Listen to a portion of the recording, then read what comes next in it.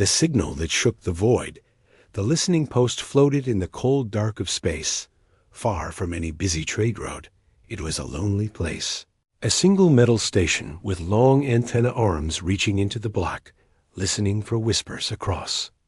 The stars inside, only a handful of crew worked in silence, their screens glowing faint green. For months, nothing had happened, only routine checks and small talk. Then, at 3:17 shipboard time, the silence broke.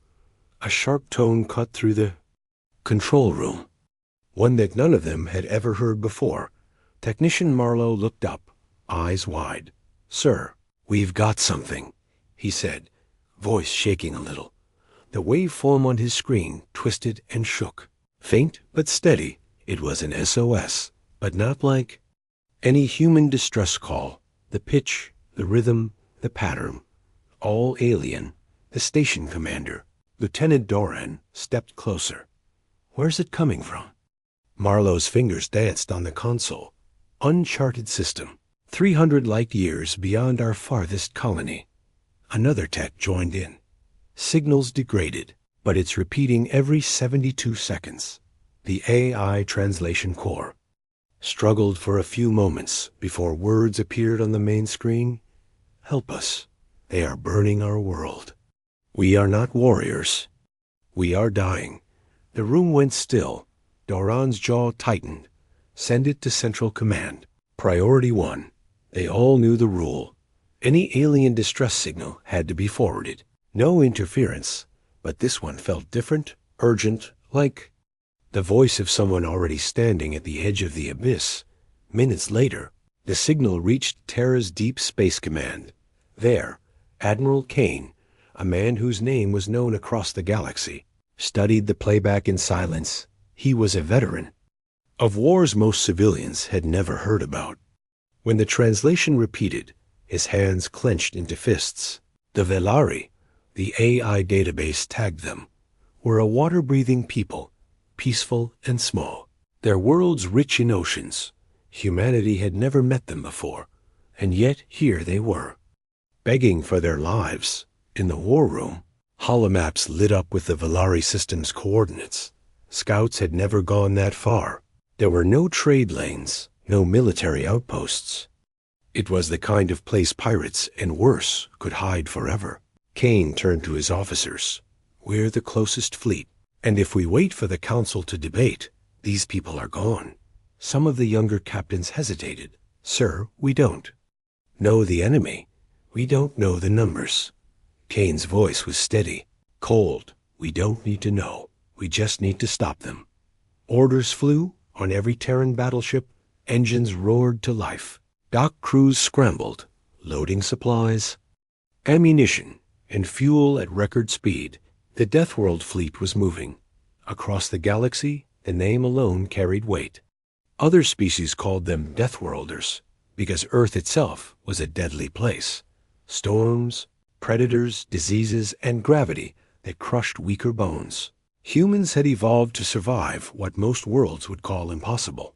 And when they fought with the same relentless will. In the fleet's main hangar, soldiers suited up, their armor black and scarred from older battles. One Marine, Sergeant Holt, grinned at a rookie. "First time on a Deathworld op?" The rookie nodded nervously. "Good," Holt said. "Remember, we don't go to rescue. We go to end the fight." Meanwhile, Kane reviewed the incoming scans. The SOS carried faint echoes in the background, low mechanical pulses. The A filtered it, revealing a chilling pattern. The sound of orbital bombardment. Whoever the attackers were, they were already tearing the Velari world apart. As the flagship Iron Resolve prepared for jump, Kane sent one final message to his crews. "This is not a rescue mission. This is not diplomacy. This is a wall between them and extinction. We are that wall." In the last moments before the jump, the Velari SOS played again, faint and cracked. "Please, anyone, help us." The fleet answered with silence, and then, with a single flash, the Deathworlders vanished into the dark. Far away, beyond known space, The Velari world burned. They had no idea that monsters of iron and fire were already on their way, monsters who called themselves human. Asterisk, the Deathworlders mobilize. The jump orders spread like a shockwave through the Terran fleet. On every battleship, alarm lights flashed red, not for danger, but for war readiness. Crew members left their bunks, running through metal corridors as automated voices called out their stations. The decks trembled with the deep thrum of reactor. Cores waking from idle sleep on the Iron Resolve, Admiral Kane stood in the center of the command deck. Surrounded by a circle of glowing holodisplays, the fleet's roster filled the air. Supercarriers, destroyers, missile frigates, heavy cruisers, each represented by a small icon drifting in formation. But what made the Deathworld Fleet dangerous was not just their ships. It was the people, humans from the most hostile planet in known space, shaped by hunger, storms, predators, and endless competition. They were the kind who never gave ground, and now they were moving toward a fight they knew almost nothing about. In the hangar bays, pilots climbed into gunships with a quiet focus. One flight leader, Captain Ray, slid her helmet on and muttered, "Into the comms. If they called for help, they're going to get more than they asked for." Around her, mechanics checked plasma coils and railgun chambers, their hands steady despite the rush. Deathworlders were used to going from calm to chaos in a heartbeat. At the fleet armory, Sergeant Holt inspected a line of Marines. Each soldier carried an assault rifle with extra heat sinks, shock grenades, and close combat blades, not ceremonial ones, but tools that had ended more than a few battles. He walked past the rookie from earlier, giving him a nod. "You see fear? Use it. You see weakness? Break it." In the war room, Kane's officers fed him updates. Fuel reserves full, ammunition full, medical bays ready. Every ship was checked, double-checked, and pushed beyond standard readiness. Deathworlders didn't believe in good enough, only ready to win. The Velari signal kept looping on the central display. Even though the voice was alien, it carried something every human recognized. Desperation. There were other voices now, faint. In the background, children crying, water rushing, something collapsing. Every crew member who heard it clenched their fists. Kane opened a fleet-wide channel. "This is your mission. We are entering uncharted space to face an enemy we do not know. But we are humanity's shield. When someone calls for help, we answer. We are Deathworlders. We are the storm they will never forget." A roar of approval came from every ship's come line. Engines flared blue across the fleet. One by one, massive Terran ships moved into jump position. The stars ahead seemed to twist as the navigation computers locked onto the Velari system. And then the final signal came. "Jump," Kane ordered. The Iron Resolve leapt into faster-than-light travel, followed by the full might of the Deathworld Fleet. In their wake, space fell silent again. But ahead of them lay a burning world and the promise of war. Asterisk. The graveyard system, the jump ended with a blinding flash. A Deathworld fleet tore through the fabric of space and emerged into the Velari system. What they saw made the bridge crews go silent. The void was littered with wreckage, shattered. Space stations spun slowly, their lights long dead. Broken hulls drifted past, some so massive they had once been cities in orbit. The Velari homeworld hung below, its blue oceans now veined with long scars of fire. From orbit, whole coastlines glowed red where bombardments had struck. Storm clouds swirled above boiling seas, turning rain into ash before it could fall. Everywhere Kane looked, there was only destruction. Sensors lit up with hundreds of contacts. The attackers were still here. They were not ships in the way humans built ships. They were biomechanical monstrosities. Black metal fused with something organic, their hulls pulsing. Like muscle under skin, they moved like predators, circling a wounded prey. Some fed directly on the burning cities. lowering long spines into the surface to drink from the planet's core. The Velari survivors were huddled in 3 orbital stations, their shield fields flickering and thin. Each station was surrounded by enemy craft, like vultures waiting for the shields to drop. Kane's fleet AI confirmed the worst. Without intervention, those shields would fail within the hour. Contact in 12 minutes, the nav officer reported. On the main display, red triangles representing enemy ships began to turn toward the Deathworld fleet. They had seen the newcomers, and they were coming. Magnify, Kane ordered. The closest enemy ship filled the screen.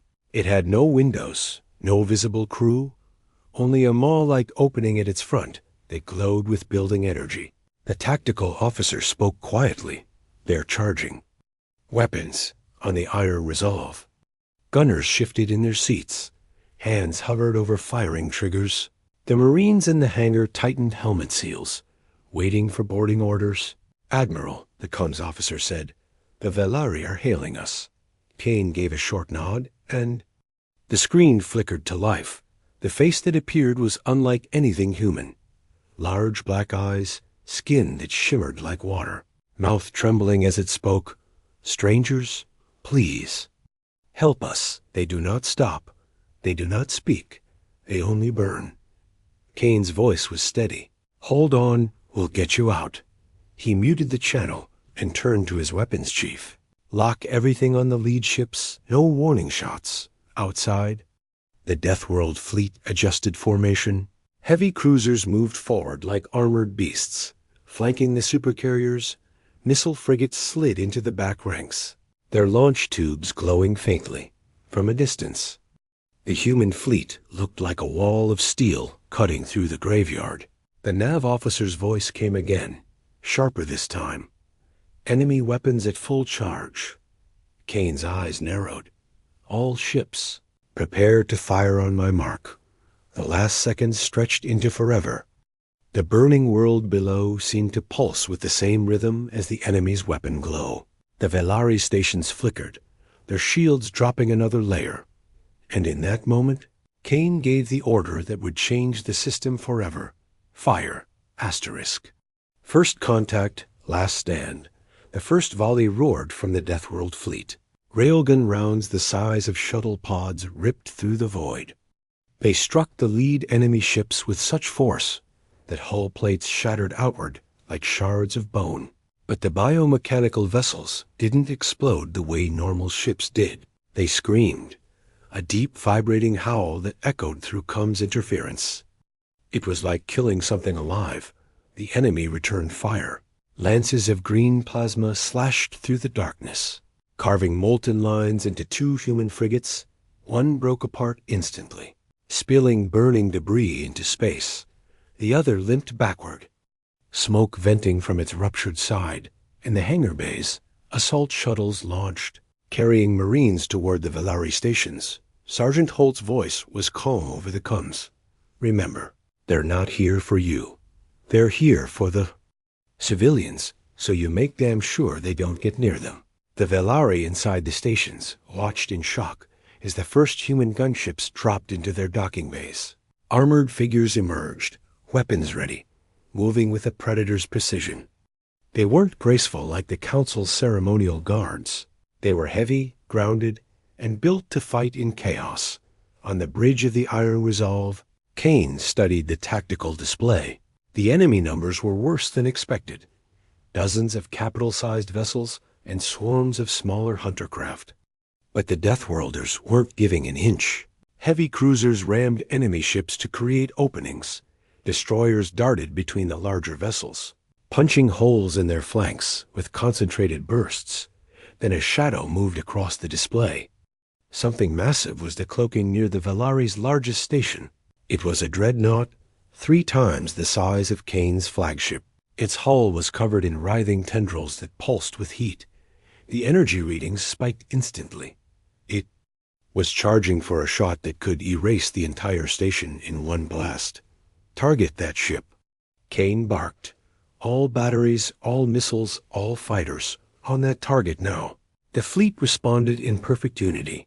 Missile trails lit up the black, Railgun slugs tore through layers of alien armor.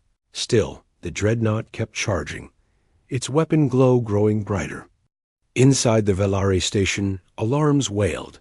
Civilians huddled in flooded corridors, watching water drip from cracked ceilings as the temperature rose. Through the thin shields, they could see the human ships throwing themselves between them, and the monster outside, back in the fight. One Terran carrier took a direct hit and went silent. Instead of falling back, another battleship rammed the dreadnought's flank, holding it in place just long enough for the rest of the fleet to focus fire.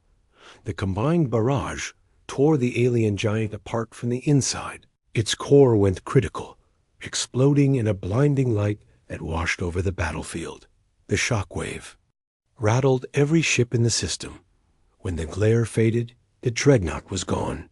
The Velari station still stood, battered but alive. Kane exhaled slowly, but there was no time for relief. More enemy signatures were appearing on the edge of the system. This wasn't the end. It was just the beginning. Asterisk, the turning point. The debris of the dreadnought still glowed faintly as it drifted, but the victory was short-lived. Sensor alarms screamed across every Terran ship. On the far edge of the system, space rippled like water under a storm.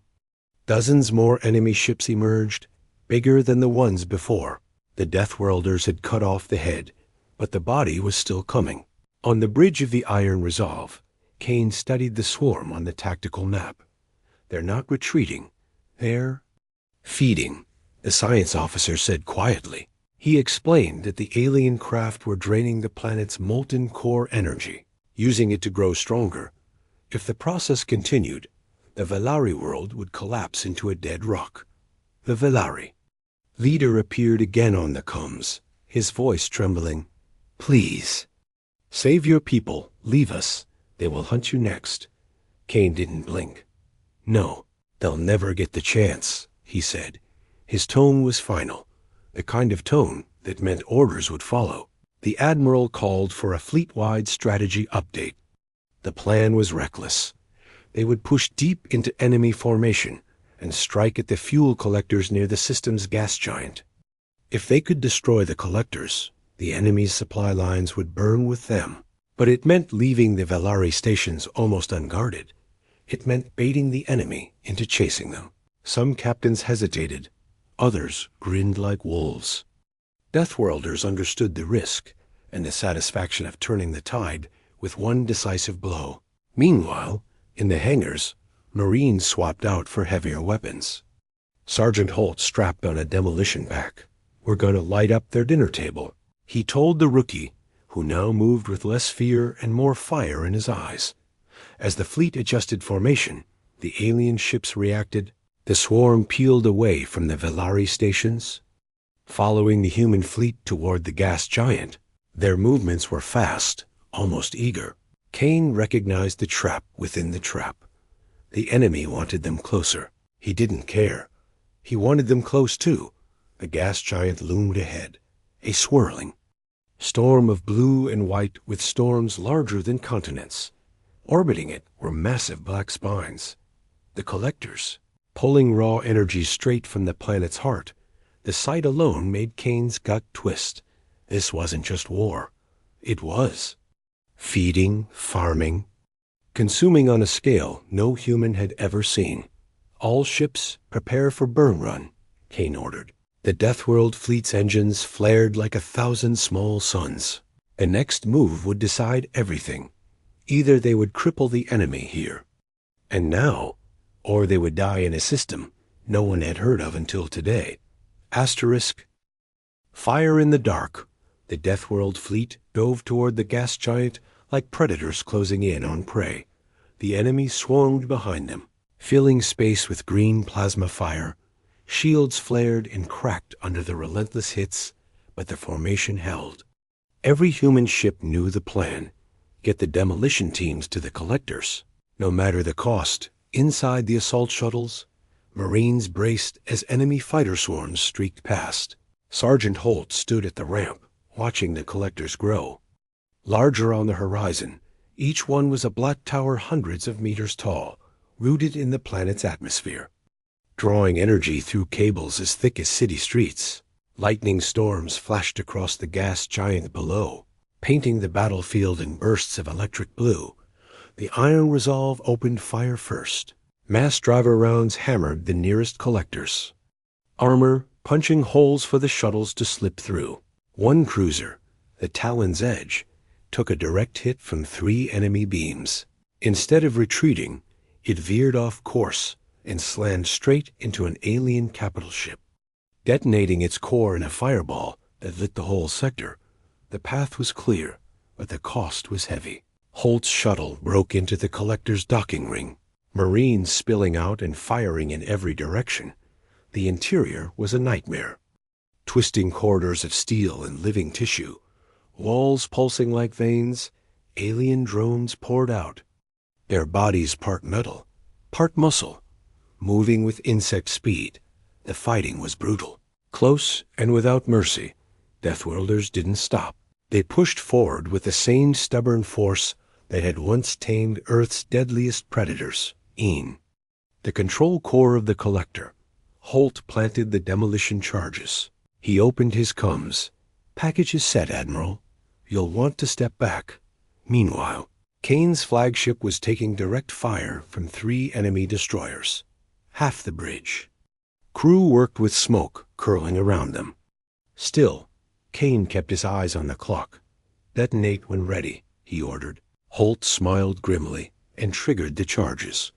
The explosion ripped through the collector, shattering its spine and sending fireballs up the energy conduits.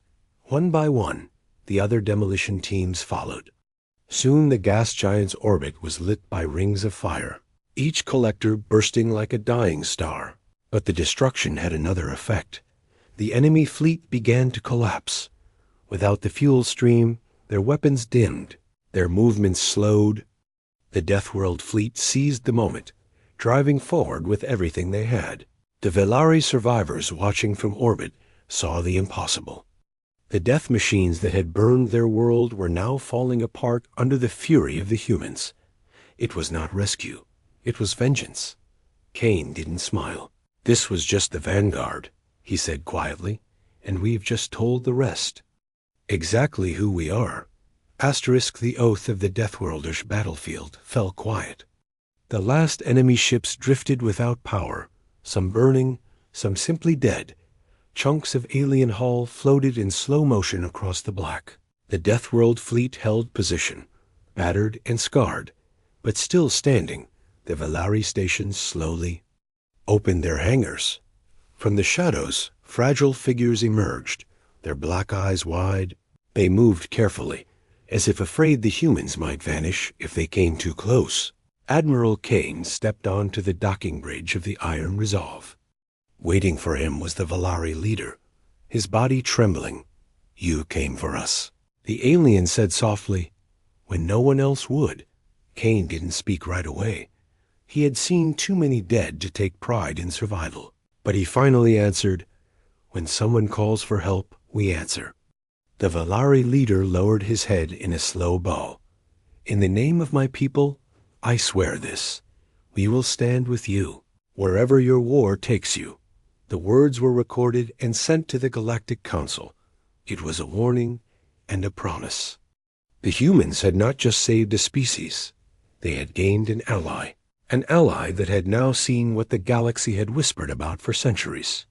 On the bridge, Kane looked over the damage reports. Dozens of Terran ships destroyed, hundreds of lives lost. But he also saw the numbers of the enemy destroyed, a victory that should have been impossible. He knew better than to celebrate. The enemy would return, stronger and angrier, before the fleet turned for home.